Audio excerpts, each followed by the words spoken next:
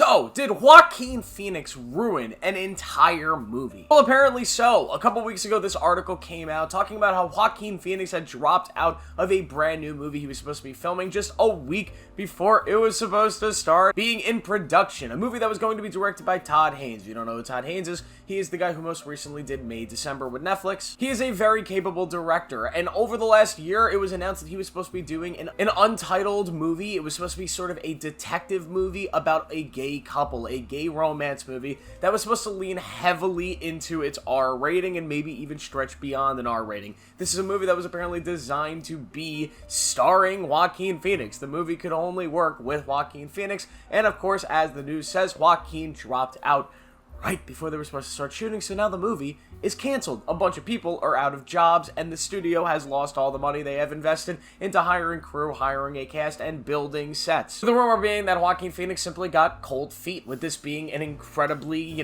intimate role where he would have to do stuff that he probably is not used to doing, obviously. But I still find this shocking, as this is a film that Joaquin Phoenix had co-wrote the screenplay with. It's a movie that he worked hard on as not just an actor, but as somebody who is directly involved in the creative process. So to see an actor of Joaquin's caliber kind of backing out of this, and now being in a situation I've never seen in Hollywood before, where an entire movie production has been dissipated because of one dude who just did not want to do the movie anymore, and a director who could not recast the character since it was built around one guy.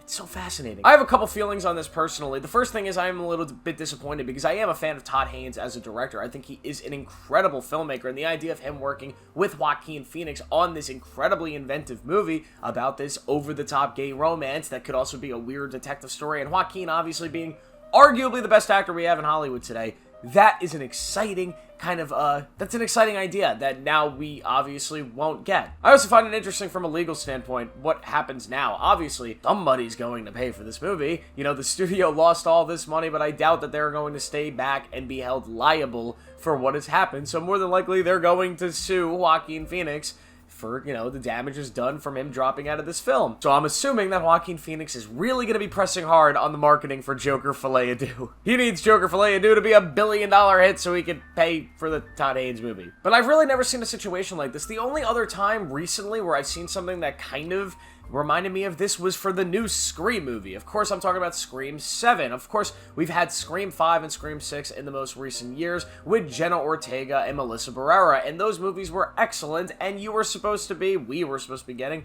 a follow-up relatively quickly with Scream 7 that was going to complete that trilogy of Scream films starring those actors and actresses. And of course, Melissa Barrera and Jenna Ortega were both either fired or left production on that movie for strange reasons that I won't get into in this video. We don't have enough time. But because of that movie was kind of thrown into limbo. But of course, now we know Scream 7 is in production, and it's going to be starring the original people from the old Scream movies. So it worked out, I guess. And it makes me think, why don't they just recast Joaquin Phoenix? I remember that movie. There was I believe it was directed by Ridley Scott. I think I might be wrong, but it was called All the Money in the World. And I remember Kevin Spacey was supposed to be a very prominent piece of that movie. There were a bunch of trailers that featured Kevin Spacey in it, but because of everything that happened with Kevin Spacey, they quickly went back and reshot all of Kevin Spacey's scenes with Christopher Plummer and just inserted Christopher Plummer into the movie digitally. So it could be done. There are crazier things that have happened. But I would love, I wish one day I could read the script for this film and understand why only Joaquin Phoenix